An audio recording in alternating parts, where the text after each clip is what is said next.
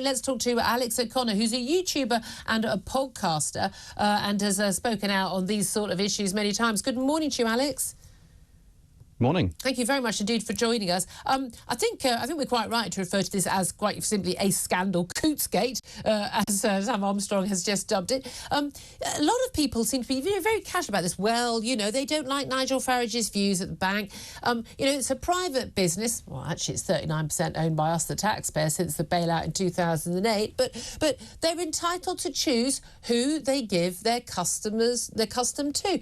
Do you think that any business should be, let alone a bank, be able to choose their customers based on their political views?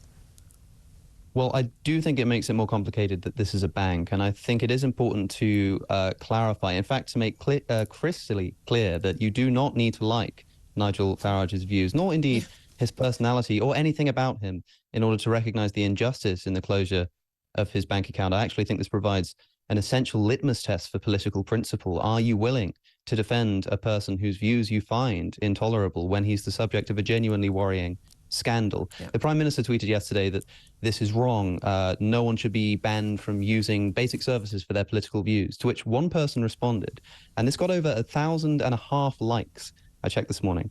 Going to bat for Farage? Seriously? Yeah. That's how they responded to the Prime Minister. And this is the thing we see again and again. Confusion. Again, when people, you know, when people were being attacked in the street, how outrageous! You know, Owen Jones gets attacked. That's awful. Which, of course, it is. But someone throws a milkshake in Nigel Farage's face, you know, some years back. Oh, that was funny. Everyone was thinking how amusing that was. Apparently, on the left. I mean, it's really. This is at a time when people were throwing acid in people's faces in the street. So, I mean, it is extraordinary the double standards people have. Let's have a quick listen. We had David Davis yesterday raising the issue. We had Jacob Rees-Mogg raising the issue with the Prime Minister.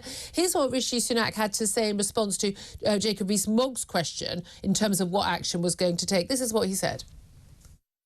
It wouldn't be right if financial services were being denied to anyone exercising their right to lawful free speech. Our new Financial Services and Markets Act puts in place new measures to ensure that politically exposed persons are being treated in an appropriate and proportionate manner. And having consulted on the payment services regulations, we are in the process of cracking down on this practice by tightening the rules around account closures. Are you confident, Alex O'Connor, that the government is going to take action on this? Because we've had, pretty much every man and his dog in the government and speaking out, saying this is awful, this is awful. We talk about emergency law. Do you think we're actually going to have that? Because when they're talking about having 3 months' notice, not 1 month, being explicit, people having a right to appeal, I mean, I just don't want people having their accounts closed because of their political views. I also don't want people not being able to open accounts because of their political views. We know Reform UK. We know that other parties, the Reclaim Party under Laws of Fox, they've faced difficulties opening accounts. Other organisations, anyone who's not seen to be completely on the left, having trouble opening accounts. That issue wouldn't even be tackled by this any new change in the law.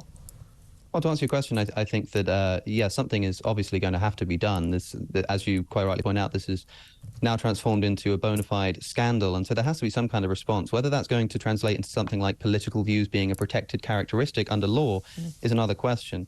I think many people are of the opinion that they should. Whether that's actually going to happen is going to be a separate question. I do think this is going to backfire on Coutts in two ways.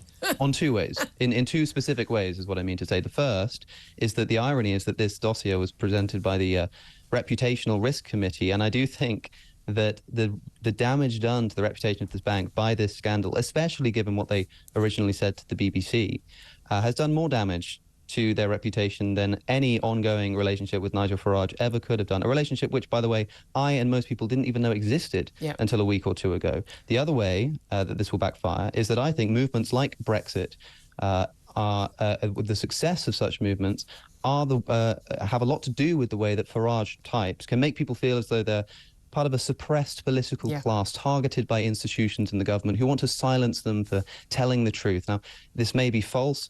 You may even think it borders on the conspiratorial, but this move will do nothing but vindicate that opinion in the minds of supporters and electrifying a movement who see this as evidence that their views are being institutionally suppressed and providing new enthusiasm to the thesis that they are the persecuted political class. This motivates the kind of politics that Coutts ostensibly seeks to battle against. Alex O'Connor, a YouTuber and podcaster, thank you so much for that.